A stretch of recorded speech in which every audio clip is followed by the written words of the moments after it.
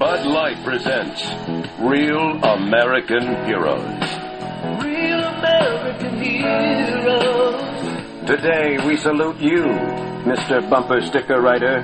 Mr. Bumper Sticker Writer. Never has one man written so much for so many. Without you, the world may never have known you can't hug with nuclear arms. I need a hug now. And just like you, I too would rather be fishing, or square dancing, or even shopping. Oh, yeah. I owe, so off to work I go. You said it, brother. Speak the truth. So crack open an ice cold Bud Light, oh Bard of the Bumper. Thanks to you, I know it's perfectly all right to honk if I'm horny. Honk, honk, beep, beep, honk. Bud Light Beer, Anheuser-Busch, St. Louis, Missouri. They believed in Brooks Robinson when others were still suspicious of his talents. They, among others, made my coming into baseball, as well as sticking with it, all the better. And then I count another blessing, one that players in today's game may never appreciate because of baseball's changing structure. That is Baltimore.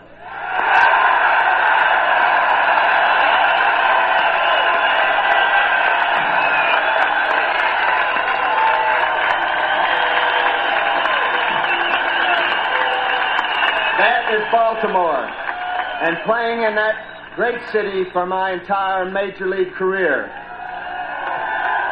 I share this day today with my adopted hometown because the people of that town have supported Brooks Robinson not only on the good days, but also on the bad days.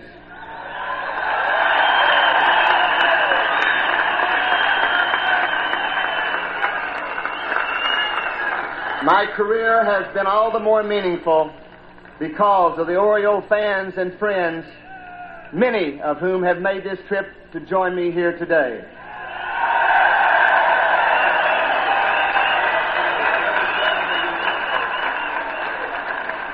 I'd like to thank William Donald Schaefer, the greatest mayor that a city could have.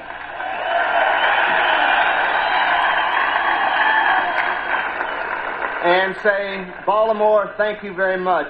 I love you all.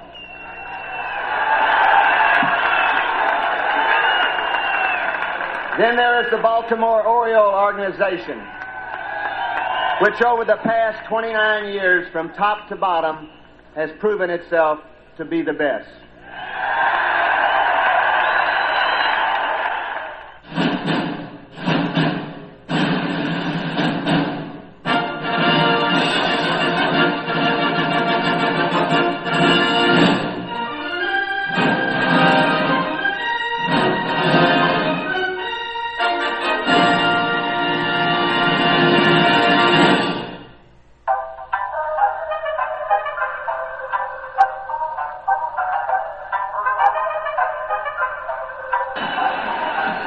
The next 2-2. Davis to left and will hit. Oh my! It's gone! Santa Maria! From high atop the Robinson Gearing Studio Complex in straight out of God's country, Pawleys Island, South Carolina, the Let's Talk Baseball Podcast Network proudly presents Backwards K Pod. And now, here's the host of the show, Jake Robinson. Good moment, baseball universe. What is up? Once again, back is the incredible, the pod animal, Jake the Snake Robinson from the Let's Talk Baseball Podcast Network. I'm coming out of Pawleys Island, South Kakalaki, half man, half podcast machine. Back in the Captain Kirk chair, shields down, photons up. Prepare to engage on this week's digital audio program that I call Backwards K-Pod, where we collect ball players and their stories. What's cracking, C-Meds? What's good? Is it Tuesday already? I feel like we were just here doing this a couple days ago, which, of course, we were when I dropped that Eddie Wakus pod, which, by the way, thank you for all the great response on Wakus. What a crazy story, right? The response to that show has literally been overwhelming, and I am glad that it seems to have gone over well. In fact, the show as a whole is rolling right now. I have some super dope BKP and Let's Talk Baseball podcast network merch coming soon. I can't wait to show you that. That should be ready to roll out in about 3 weeks. The staff and I put a lot of thought into our creations, and I gotta be honest, I know I'm biased, but man, some of this swag is off the hook, baby. So, we got that to look forward to. The show has taken off the past 2 months, and we are literally breaking personal weekly and monthly records as there is a genuine buzz about the show. So much so that I want to thank curator Danny Barrera and owner Bruce Hellerstein of the National Ballpark Museum out in Denver, Colorado, for playing my shows over the gallery of speakers for the last couple of days. I really appreciate that, fellas. I was checking out some of your exhibits, and it is just fascinating stuff.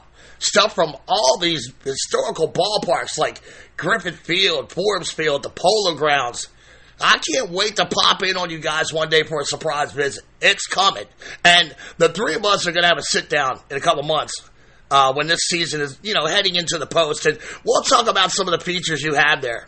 And, folks, if you are in the Denver area, maybe planning a ski trip or some vacation time, it's not far from Coors Field. You can kill 2 birds with 1 stone, catch a Rockies game, and visit my boys Danny and Bruce at the National Ballpark Museum out there. Check out some of those great baseball artifacts. And to top it off, you might get a chance to hear yours truly blaring over the speakers as you walk through that baseball time portal. It's located at 1940 Blake Street in Denver. It's open Monday through Saturday, 11 a.m. to 5 p.m. Adults for $20. Seniors, 65 and over, $10. Kids, 16 and under. Active military members, you get in free. I mean, that's a great deal. You can call 303-974-5835.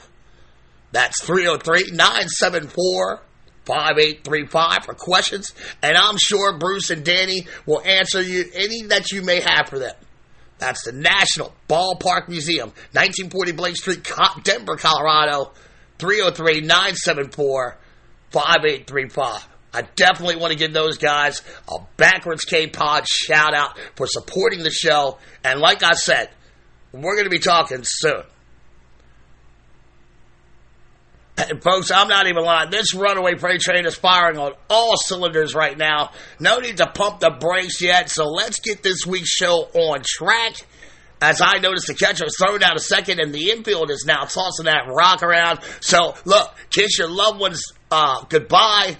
Let's clear this platform and load up our BKP time travel choo-choo as I call all aboard. And I'm going to set our time and destination for May 18th, 1937, Little Rock, Arkansas, to witness the rise of one of my true baseball heroes, Mr. Brooks Robinson. And as most of you know, I'm as diehard an Oriole fan as they come. I don't overload the catalog with the Orioles shows. I try to spread the wealth out like Bernie Sanders. For the most part. And I think we can all agree. I attack all of these topics passionately, judiciously. But, I'm human, and that means I do have biases. And if I'm being honest, I do have a little brighter fire into my ass this week. So, I got to tell you, when I grew up, when you grow up in Baltimore, you're taught at a young age to show Brooksy the reverence and the respect of a world leader. His mythos in the Charm City is larger than baseball. Shit, it's larger than life. He represents a past that city is always trying to reclaim.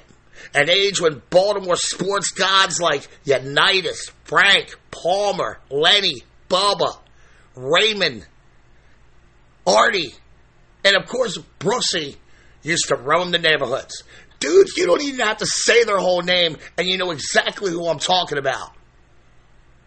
There's a saying where I come from. In New York, they named a candy bar after Reggie Jackson. In Baltimore, we name our children after Brooks Robinson. And folks, that ain't empty platitudes being offered up. It's fact. I guesstimated before the show that I know at least 12 people named Brooks. Boys and girls. It's not coincidence. They were named after number 5. That's funny. I was on Facebook a couple weeks ago, and up popped a picture of Brooks on this day eating a Maryland crab cake with a huge smile on his face. And I thought to myself, that's the most Baltimore thing I've ever seen in my fucking life. Through it all, I think Brooks would agree. He made all of us citizens better, and we helped make him better. It's a love that will last forever. He is and always will be Mr. Orioles. Now, before we catch these wormholes, bend baseball, space and time, I got to tell you, I was thinking about the 1969, 1970, 1971 World Series. The 3 series that the Orioles go 1-2 in those 3 years. A lot of people consider this a choke or underperforming. I certainly wouldn't call it choking, but you may have a valid argument in the underperforming argument. But many people forget that Brooks and Company won the World Series in '66. So actually, the Orioles won 2 World Series in 6 years, and they went 2-2. Now, I'm telling you, I would take that all day from the boys right now in the black and orange with no shame. But that's not really the point I'm driving to. 69, 70, 71. They may have been some of the most outrageous defensive World Series games ever. In 1969, I covered the amazing Mets. It's in the catalog. The Mets outfield defense of Ron freaking Swoboda, Tommy Agee, Cleon Jones, they were nothing short of spectacular. And in conjunction with dominating pitching, that 69 Orioles team never had a chance in that series. In 71, another World Series I covered, the Roberto Clemente story. I mean, the great one was out of this world out in right field. He showed his ass. But 1970 belonged to Brooks. He blistered Reds pitchers. Try as they might, Cincinnati could not hit the ball past Brooksy. It was like the balls were magnetized to his glove after leaving the bat. On October 15, 1970, in the series-clinching game with the Orioles, while they're holding a 3-1 advantage against the young Red Machine, Brooks Robinson had already made his mark in the Fall Classic with a game-winning home run in Game 1. He robbed Hall of Famers Tony Perez, Johnny Bench with these gravity-defying diving snags in Game 3. He laced a 2-out RBI single in Game 4. And he wasn't an offensive factor in Game 5, the 9-3 Orioles victory. In fact, in his last at-bat in the 8th, he struck out looking, and backwards K-Pod in the books, right? So Brooks, he hangs his head and he walks back to the dugout, but all of Memorial Stadium rose to their feet as the inmates at the world's largest outdoor insane asylum saluted their hero with a standing ovation. Brooks batted .429 in 1970 World Series with 17 total bases and 9 hits. 2 of those hits were doubles in Game 3 that produced 2 RBI. And going back to the Open, where I'm talking about the stellar defensive World Series that were 1969, 70, and 71. I mean, some of the best defense that the series has ever had to offer. Brooks Robinson put on a show at that hot corner. Better yet, let me amend that. Brooks Robinson was the show with the bat and the leather down there at the hot corner. The bulk of his 24 flawless fielding chances of the series, they were like laser shots trying to penetrate the hot corner defenses. And they seemed to always come at key, game-changing, opportune moments. With a backwards K next to Brooksy's name in the 8th, the Reds had one last chance to force a Game 6 at home. Johnny Bench, who was en route to winning NL MVP honors that year, he walks to the plate looking for something hard to hit, and he smokes a foul ball rope that literally breaks the sound barrier down the third base line. It's also going to be out of reach of Robinson. And if you watch Robbie film, he's never flat-footed. His feet are always moving. Once the pitcher goes into his wind-up, much, like playing defense in basketball. How many times did coach tell you to move your freaking feet when playing D? Brooks was never caught flat-footed. That's first and foremost about his defense. He had beautiful, impeccable footwork. Most of the time, it was perfect. When Bench melted that pitch down the line, Brooks was ready. He was anticipating Bench to pull, and in a blur, he dives and catches the liner for out number 1. Of course, forcing Bench to mutter once again to himself as he makes his way back to the Reds' dugout. It was fitting for Brooks to go to the jugular and finish Cincinnati off with what else but his glove. Of course, it was plays like these that forced Red slugger Lee May to call him Hoover, the human vacuum cleaner. The crowd at Memorial Stadium again acknowledges their star. Fittingly, the last play of the series was probably Brooks' easiest play, when he throws out Pat Corrales after he taps a soft grounder to him. And I've met Brooks, I've interviewed Brooks, and he is the definition of what you see is what you get. Success has never compromised his moral integrity or his upstanding character. Now in his 80s, you can still see him in his adopted hometown munching on some Atlantic blues, talking those Oreos with the people around him. And even today, he remains as authentic and genuine as the day he left Arkansas to pursue his baseball dreams. I'm sure Brooks has bad days just like all of us human beings, but you would never know it. He is engaging. He adores his city. And one look from his wide eyes that, quite frankly, I always felt like, man, those eyes hold a well of baseball stories.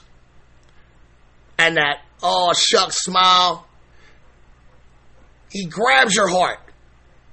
From the smallest kid named Brooks that only knows him from the 4 generations of almost mythical stories that have been handed down to him or her, to the most cynical of old school cats who is maybe turned off by the Orioles' lack of success or just the modern baseball game and their players in general. Brooks can still grab your heart with a mere look. He captures you in his web, and you understand quickly why he is beloved and coined Mr. Orioles.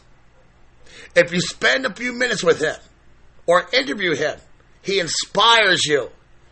He's still making people better around him today. When Brooks was dominating the 1970 World Series, there was a young boy in the Orioles clubhouse every day watching his hero. And he would say to himself over and over and over, that's who I want to be when I play big league ball. That kid was Cal Ripken Jr., the son of Cal Ripken Sr., coach of the Orioles. He conducted himself with class for 23 seasons in an Orioles uniform. And he has gladly fulfilled every extenuous obligation the club has ever presented him with. And to this day, he does it with passion and joy for the city and the team that he will always love. He's lived most of his married life in the charm. He's raised 4 children, sent them to Baltimore schools. He's endorsed and financed local grassroots businesses. The Robinsons are active in their church, and to this day, Brooksy continues to greet total strangers every single day like they're old childhood chums from Arkansas. And speaking of Arkansas, here we are now pulling up in Little Rock, May 18th, 1937, for the birth of arguably the greatest defensive third baseman who has ever lived. And look, today I'm rocking the classic black on orange Brooks Robinson shirt in the studio. I got my jersey collection. I wear it with pride here in South Carolina. I'm so happy to have this platform and add you to my collection, Mr. Robinson. His father, who was named Brooks as well, and his mother Ethel, they were loving and doting parents who taught the boy at a young age to always be respectful and to pursue your dreams. The elder Brooks Calvert Robinson was highly influential and instrumental in his son's baseball development as long as Brooks can remember. His mom would often tell him that his first baseball club was bigger than him. His father always made sure to tuck it into the youngster's crib when he was about to fall asleep. And one of Brooks' earliest memories in life is when his father saw the family broomstick for him to use as his first bat. And little Brooks was always walking around, Little Rock here, carrying his homemade bat and looking for rock piles to smash stones. And he would do this for hours as a young boy. And he actually grew his arm by delivering newspapers on a route of 150 people that included Yankees Hall of Fame catcher Bill Dickey. In the 8th grade, Brooks writes a composition assignment for his English class. And it's entitled, Why I Want to Play Major League Baseball. More specifically, third base for his favorite team, the St. Louis Cardinals. By high school, Brooks plays football and basketball for Little Rock Central, but it's on the baseball diamond where he excels. One of the first scouts to notice Brooks was Lindsey Deal, a former minor league teammate of Orioles GM/manager Paul Richards, the tall Texan. After his graduation in 1959, Robinson and his parents considered many baseball offers, but they accept the offer from the O's. It had a $40,000 signing bonus attached to it. $4,000 in 1955 has the purchasing power of around $46,000 of the 2023 economy. Thank you.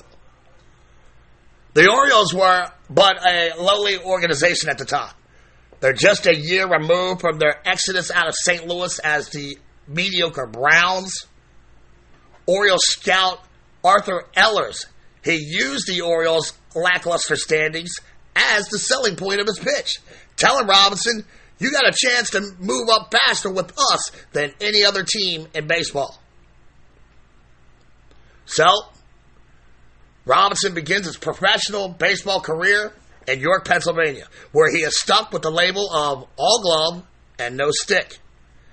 He didn't have many believers when he began his major league journey. In fact, the PA announcer for the Piedmont League, he called him Bob Robinson in his first pro plate appearance. Brooks realized that the only person in the organization who is really taking him seriously was Paul Richards. The tall Texan had an eye for talent, and he had a vision for the future Orioles that absolutely included Brooks Robinson.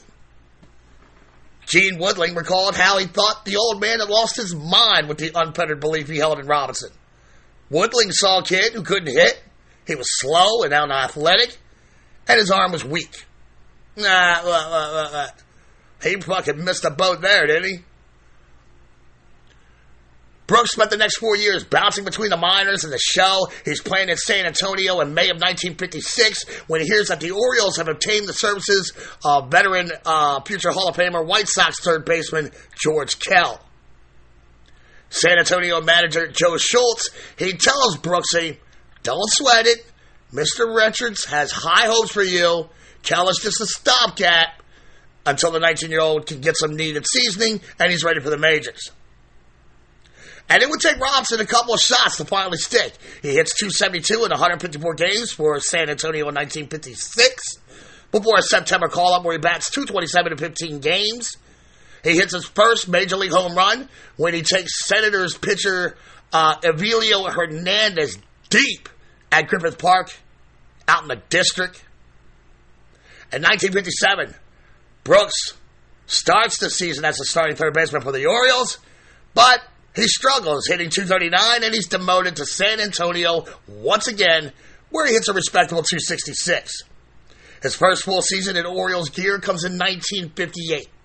He plays in 145 games. He bats .238 with 3 home runs. In 1959, he's again sent down, this time to Vancouver, British Columbia of the Pacific Coast League.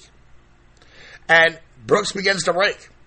He hits .331 in 42 games before going back to Baltimore, and this time, it's for good.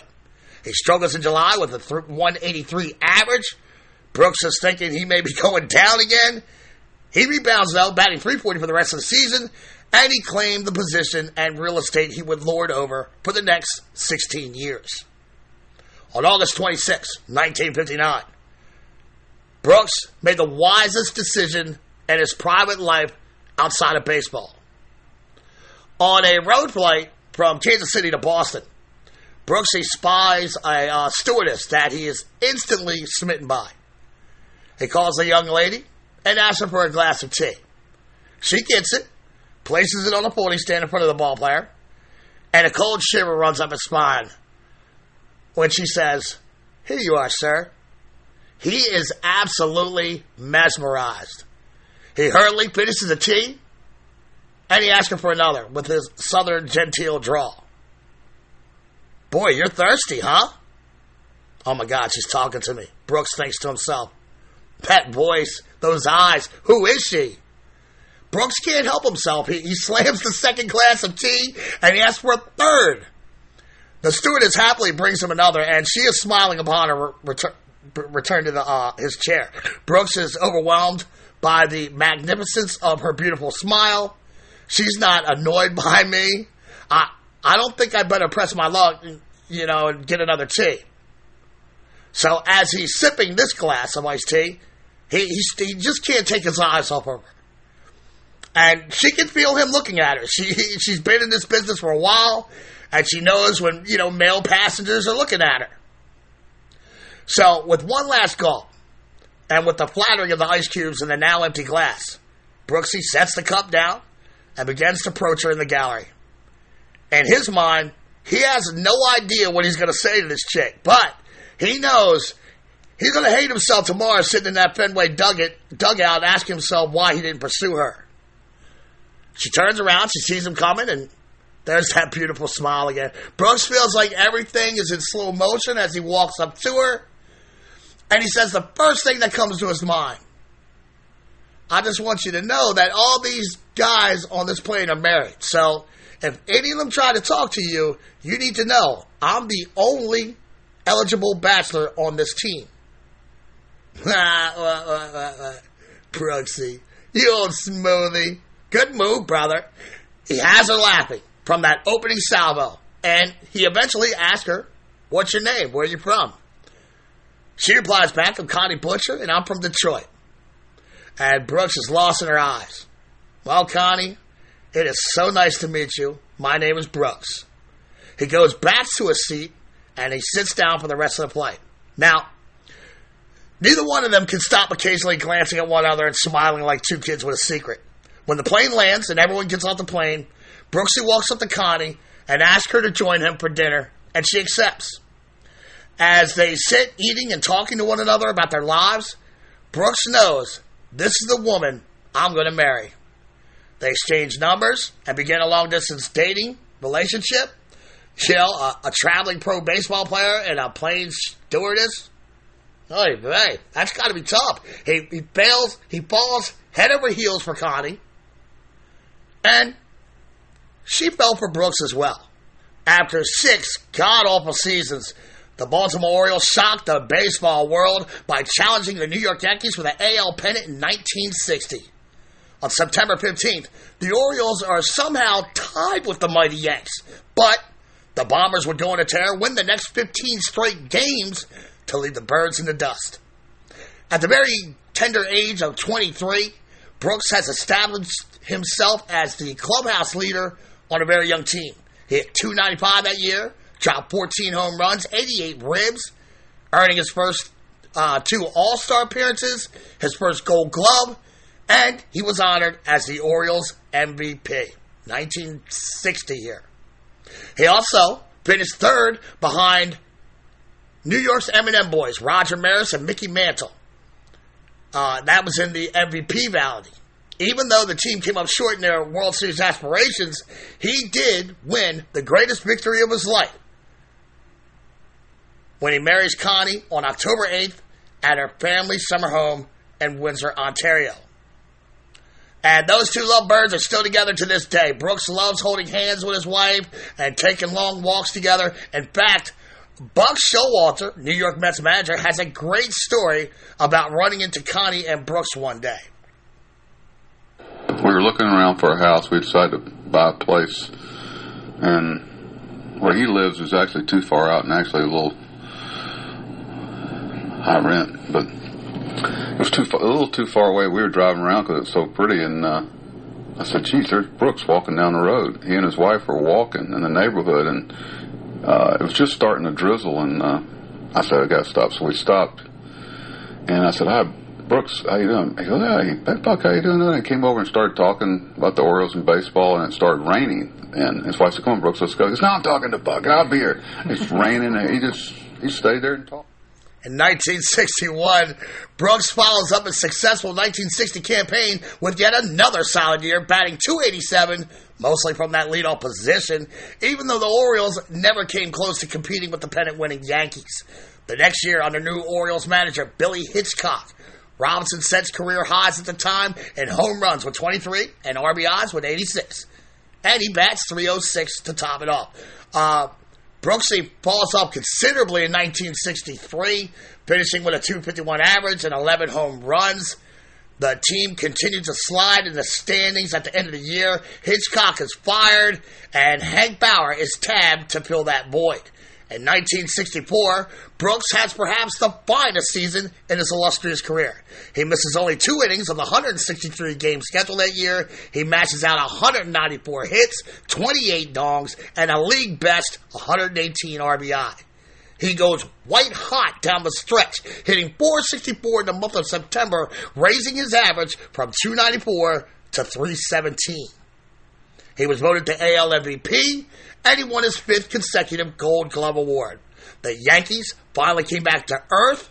The Orioles finished with 94 wins, but it would be the Twins who would snatch the AL pennant.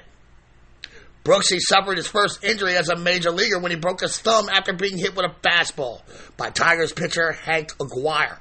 He played in 144 games after missing just 1 game in the previous 4 years combined. He batted .297 with 18 home runs. That's the 1965 season. And after that season, the Orioles underwent some major changes. Jared Hoffberger, chairman of the National Brewing Company, bought a majority stake in the team. They then went out and hired Harry Dalton to be the GM.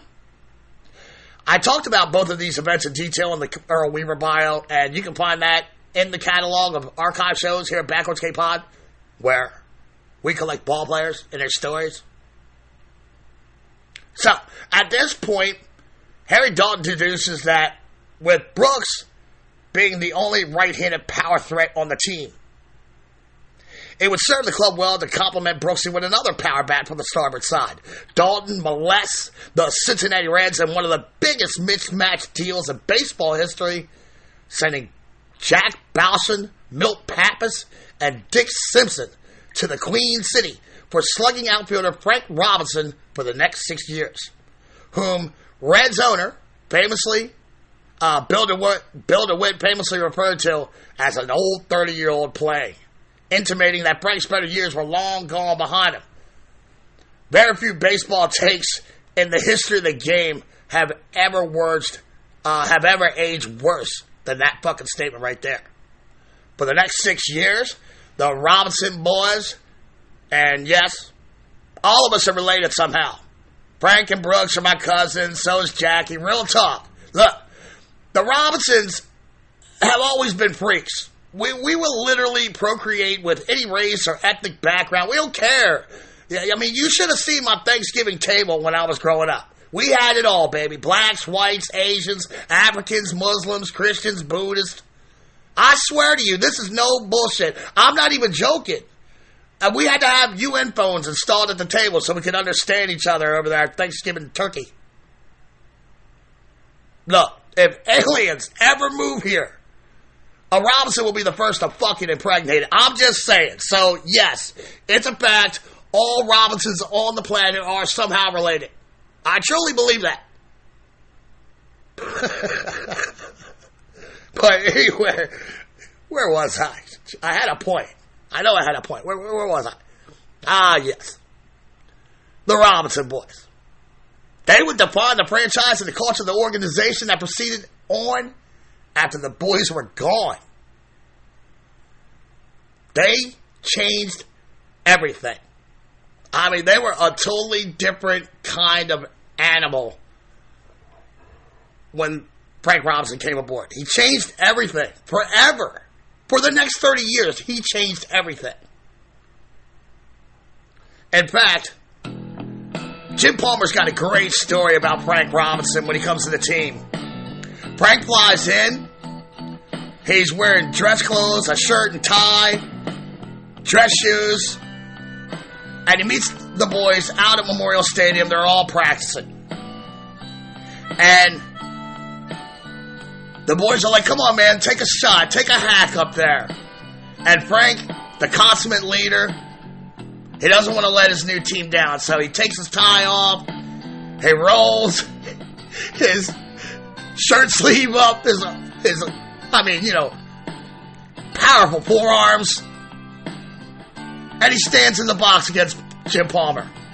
And Jim Palmer throws him a little two-seamer that runs away from him, and Frank just belted it into the right center field gap, and he's literally in dress shoes, running around the bases, and he slides into second base like it's the third game of the World Series.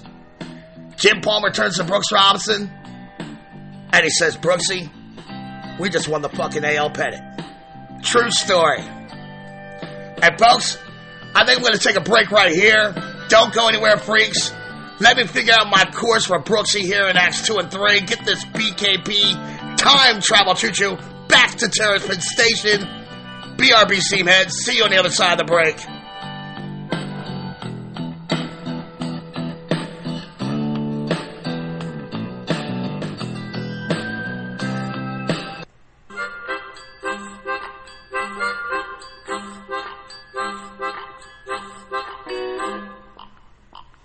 Howdy, y'all.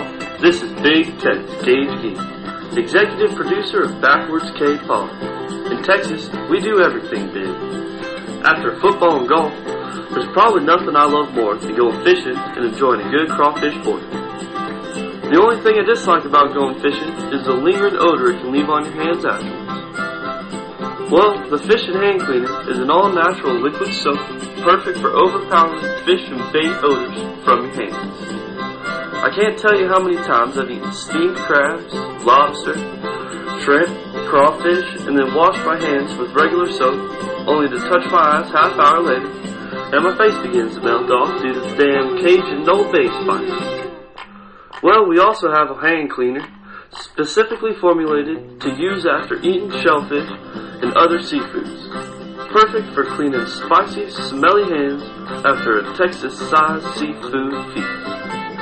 In these cases, don't settle for anything less than our crawfish hand cleaner, our crab hand cleaner, or the fish and hand cleaner. An ingenious trifecta of natural hand soaps developed and owned by a disabled Navy vet. He and Jake have a true connection, as they were boot camp shipmates all the way back in 1989. So he is family, folks. And one thing we do here at the Let's Talk Baseball Podcast Network is look out for family. So you can support two grassroots companies by two former shipmate Navy vets. Crushing big bowls of shellfish for fishing on the banks of your favorite river while you listen to BKP. Sounds like a great day. You know, in fact, hey Mom, where are my poles? I'm gone fishing. There's also a buffalo wing hand cleaner in development as we speak. To check all of the incredible products of this great company, you can go to www.crawfishhandcleaner.com or call the home offices at 713-588-0290. That's 713-588-0290. to support the grassroots company that supports your grassroots podcast show. That's crawfishhandcleaner.com or 713-588-0290 to prepare for your summertime shellfish feast or that fishing trip you're planning. crawfishhandcleaner.com.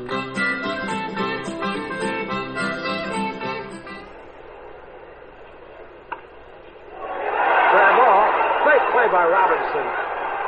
What a play! Oh, great day in the morning. What a play! Yeah, he does it in big games.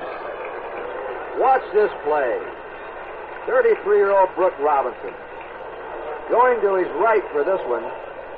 He goes better to his left than the right, but how can you beat this? And getting a ball away off balance and still there, even though on a bounce. You know, it's amazing how similar we are. We have the same last name. And we both played baseball for the same team. We even drank the same beer, light beer from Miller. And we drink it for the same reason. Light has a third less calories than their regular beer. And it's less filling. But we drink it because it tastes so great. Now, I know we're incredibly alike, but don't be confused. We are not identical twins. I'm at least 2 inches taller than he is. Light beer from Miller. Everything you always wanted in a beer, and less.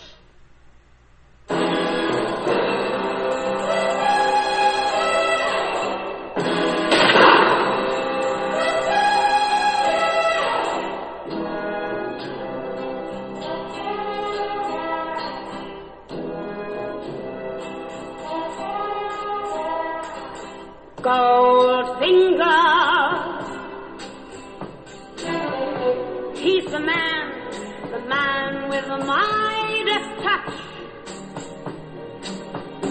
a spider's touch, such a cold finger. Okay, so before we broke out, we were talking about the life and times of the great Brooks Robinson. At this, the Orioles have been a young team on the rise since 1960. We're now going into the 1966 season, and Harry Dalton, the GM of the Orioles, has just raped Cincinnati to get the returns of Frank Robinson, slugging outfielding red. And he shows up in his first practice. He laces a double off of Jim Palmer into the right center field gap, slides into second base like a maniac with his dress shoes on. Jim Palmer turns to Brooks, and he says, "Brooksy, we just fucking won the pennant." And many wondered if Brooks would feel some type of way by the arrival. Frank was an established leader while playing for the Reds. He was the first black superstar for the Orioles. And after moving over to the junior circuit, he was now one of the first in the American League. Brooks, on the other hand, was from the Jim Crow South, Little Rock, Arkansas, who only 9 years before 1966 had integrated their school system with the assistance and persuasion of the National Guard. But Brooks didn't feel threatened at all by Frank.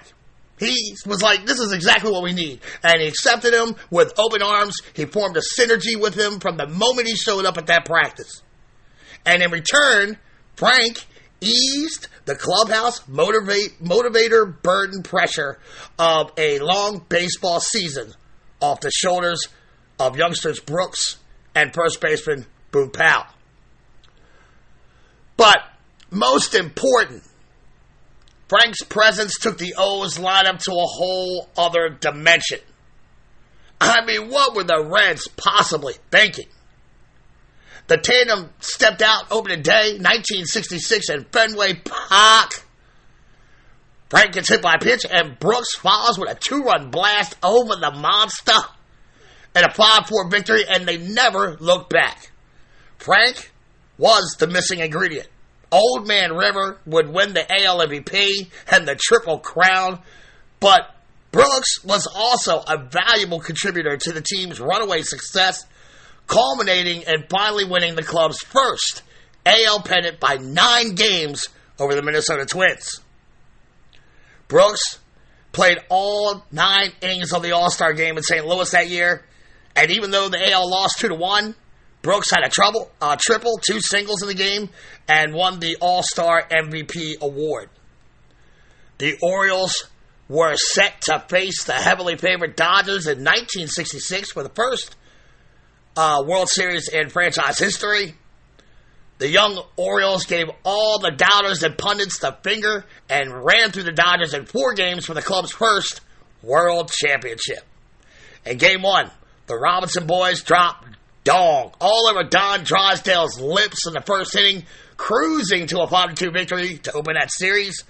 Those 2 runs, they'd be the only runs the Dodgers would score for the rest of the World Series, as the Orioles pitchers threw 3 straight complete game shutouts. Frank would win the series MVP. Brooks would be the runner-up.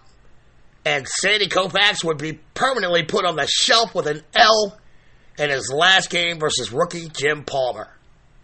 In 1967, the O's are beset with injuries to pitchers Palmer and McNally, and a down year by the offense, which saw off years by several hitters' standards. Robinson hit .269 with 22 home runs. The Orioles went back up to second place the next year, though a mid-summer scuffle would cost Hank Bauer his job in favor of GM's Harry Dalton's successor in Earl Weaver. Brooks' first evaluation of Weaver after meeting him, he called him intense and just insecure enough to have us playing out all the time. And those remarks would prove to be prophetic, as Weaver was as intense as any manager in the history of the game, but he was a very insecure man who felt everyone on the planet was conspiring against him and his ball club. Brooks' 1969 stat line by his standards were subpar. He batted .234 with 23 home runs, 84 ribs, but the team was dominant, chopping off the heads of their AL opponents en route to a 109-53 record and a sweep of the Minnesota Twins in the ALCS. Despite losing the 1969 World Series to the amazing Mets, a story I covered judiciously in the archives, the Orioles find themselves back in the World Series the next year versus Cincy. This time, the Birds finished with a 108-54 record and another sweep of Minnesota in the ALCS. 3 of Brooks' 18 home runs that season had significance, had some weight here. On May 9th, he drops dong on White Sox southpaw Tommy John for his 200th career dinger. On June 20, he gets his 2,000th hit when he homers off of Senators pitcher Joel Coleman. And the 3rd home run was his first walk-off dong, and that came off Red Sox hurler Sparky Lyle. His dominance in the series versus the Mets, it made him a household name outside of Baltimore. Teammates and rivals outwardly admired Brooks after his scintillating showing in the series. His teammate Booger said, "In a late inning, tight game, I'd rather have Brooks than myself at the plate." The next year, the 34-year-old third baseman won his 4th and last Orioles MVP award with 20 home runs, 92 RBI, and a .272 BA. Baltimore once again ran away with the AL East. They rack up 100 wins. They sweep Oakland in the ALCS for their 3rd straight World Series appearance in a row, and their 4th in 6 years. Thus, the stage was set for the World Series matchup between the Orioles and the Pittsburgh Pirates. And I've covered this World Series most prominently in show number 1, the Roberto Clemente bio. The Orioles took a 2-0 lead in the series as Robinson reached base 5 times in the 11-3 victory in Game 2.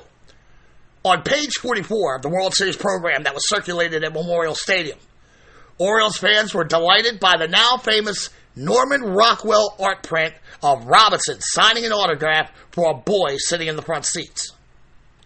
Despite winning the first 2 games, the Pirates dismantled the Orioles in 7 games on the strength of star Roberto Clemente, who had a series every bit as memorable as Brooksy's the year before. Shortly upon his return to the States after barnstorming in Japan during the offseason, the Orioles traded Frank Robinson to the Dodgers.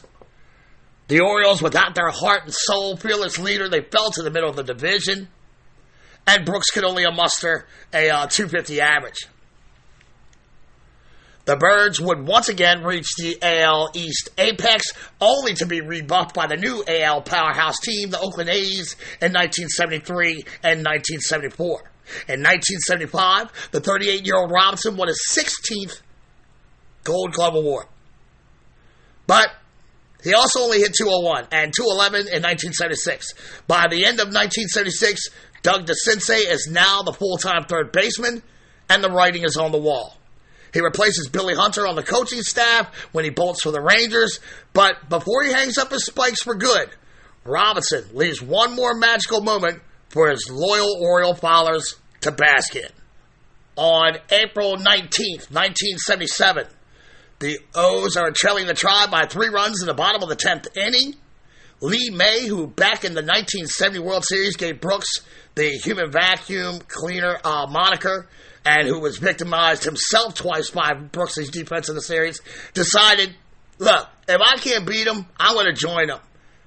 So, he singled in a run to bring the Orioles to a 3-2 deficit, and with 2 runners on, Earl Weaver calls on Brooks to pinch hit for Larry Harlow. Facing Dave LaRoche, he works the count full. 3-2 pitch. The pitch is hit high and deep to left field. The game is over. Brooks Robinson with a 3-run homer, and believe it or not, the kids from Baltimore and the veterans from Baltimore win tonight 6-5 on a Brooks Robinson home run. Let's tell you again, Brooks Robinson, a 3-run homer, and the Orioles corralled him right at home plate. They are just climbing all over Brooks Robinson, and the Orioles have won the game 6-5. And that's Bill O'Donnell. I believe that's back in the WFBR days, if I'm not mistaken.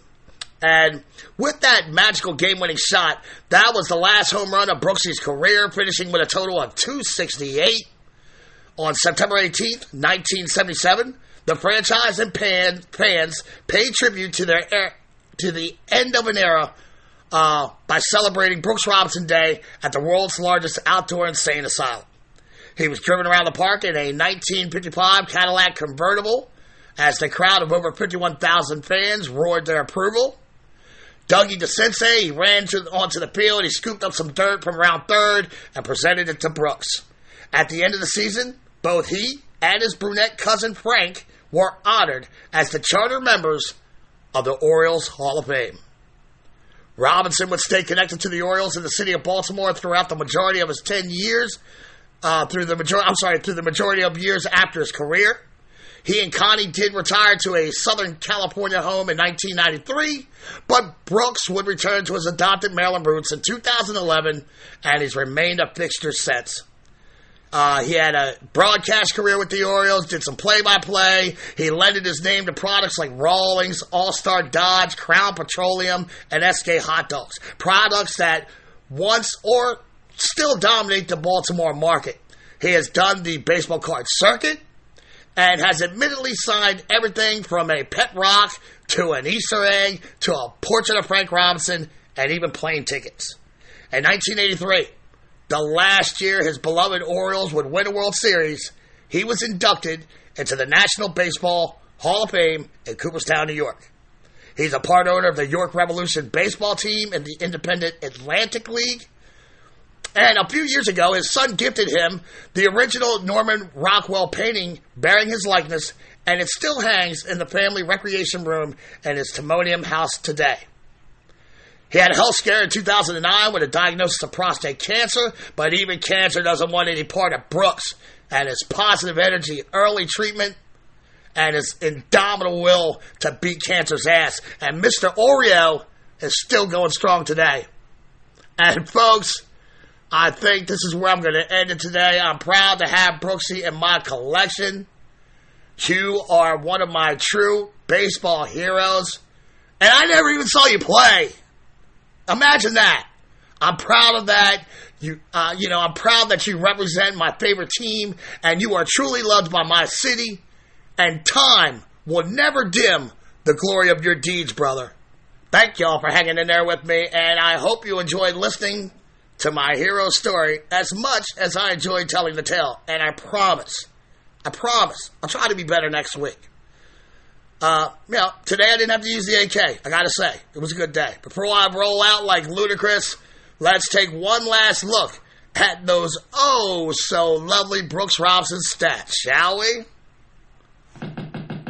Brooks Calvert Robinson, a.k.a. the human vacuum cleaner, a.k.a. Hoover, a.k.a. Mr. Impossible, a.k.a. Mr. Orioles. 23-year baseball career for the Baltimore Orioles, born on May 18th, 1937. His 78.4 WAR is the seventh highest by a third baseman in the history of baseball, behind Mike Schmidt, Wade Boggs, George Brett, Eddie Matthews, Adrian Beltre, Ron Santo, and Chipper Jones.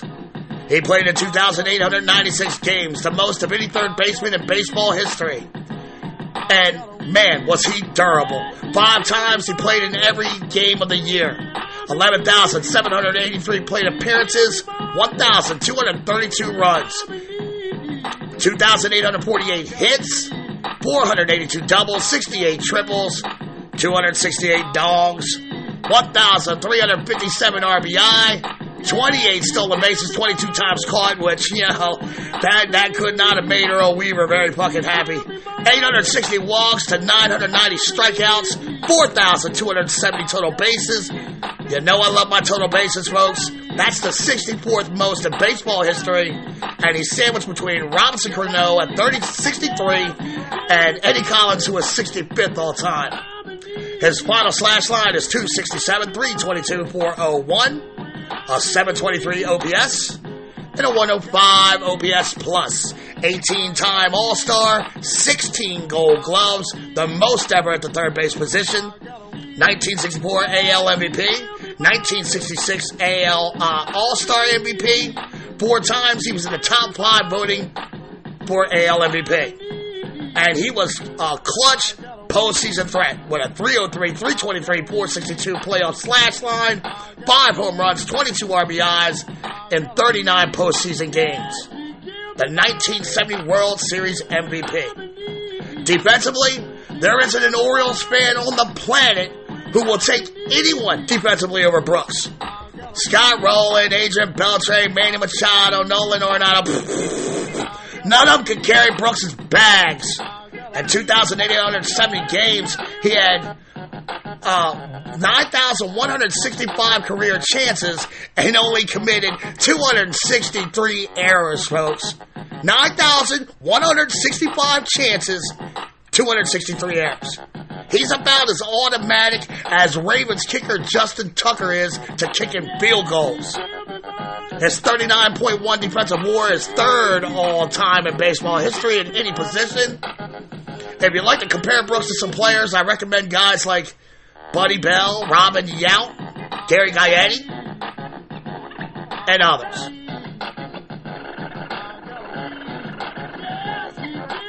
Ladies and gentlemen, boys and girls, seamheads of all ages, this is the story of Mr. Oreo, Brooks Robinson. Number 5 in your program, but number 1 in my heart. Thank you again for hanging out in my sandbox and building sandcastles with me this week. And let's do it again next week. What do you think? So yeah, I'm ready to shut it down, grab the dog, head out to the beach. I will never charge you for the baseball content here at Backwards K Pod. No Patreon, no Twitch, no pay-to-play subscriptions, none of that horse shit. I'm just going to keep them coming through every Tuesday with that free baseball smoke. You don't want that smoke. And I'm going to keep it consistent like Otani, you haters. So, with Brooks Robinson, completed, nicely folded, and added to our collection. And with a BK, backwards K now in the books, I turn my attention to our baseball hydra, and I chop the head off that beast, only to see 2 more baseball topics appear in its place. Next week, we're going to take a look at the exodus of the Seattle Pilots. After one season, the expansion team in Seattle, they bolt for Kansas City 1 year. It's one of the craziest stories ever. And I intend to give you all the deets of just what the hell happened that year. One season, folks, and they were gone.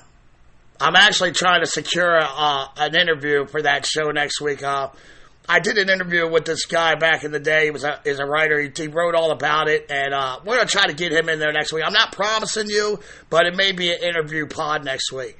But look, that's another story for another pod here at Backwards K-Pod, where we collect ball players and their stories. You got something you want to say to me, good, bad, or indifferent? You can hit me up through backwardskpod@gmail.com. Our show Twitter page is at back_K_podcast. My personal Twitter handle is at JRobbie1. That's JROBBIE and the number 1. Our YouTube channel is Backwards K-Pod. Go check that out. Subscribe. Not only do I have these shows, but I also have interviews with guys like Benny Agbagnani, Bill Lee, Kenny Singleton, Ron Robinson, Bob Kendrick. So much more. So by all means, check it out. But you can always find me hanging out with the fans in the private Facebook group page, the Let's Talk Baseball Podcast Network. Answer the questions. Come on in. Don't be an ass. I'm all tangled up in the web, brah. The show is on virtually every platform available. Please leave a comment or review. I ain't scared. I do what I do when I do it. Nobody does it better. That's just facts, people. The beach is calling my soul today, folks. I need to get the hell out of here. It's a heat wave running through the deep south this past week. I need to jump in the Atlantic for a couple hours, get some body surfing in. I don't mean to go all Cliff Clavin on you, but, it's a little known fact. I'm the 6th ranked body surfer in the world. So, yeah, I got that going for me. See you next week, boys and girls, with the Seattle Pilots show. Parents, if you see your kid, they got their nose in their phones, they're looking bored and unproductive AF. By all means, take those little monkeys outside. Play a game of catch. Thank you all for coming out. God bless. And win the day. And like my boy Shea Hillenbrand told me in our one-on-one sparring session in the dojo last year, you go to hell, Andy Pettit. Do not pass go. Do not collect $200 straight to the pits of hell, you demon seed southpaw. See you next week, you steamhead freaks. Peace.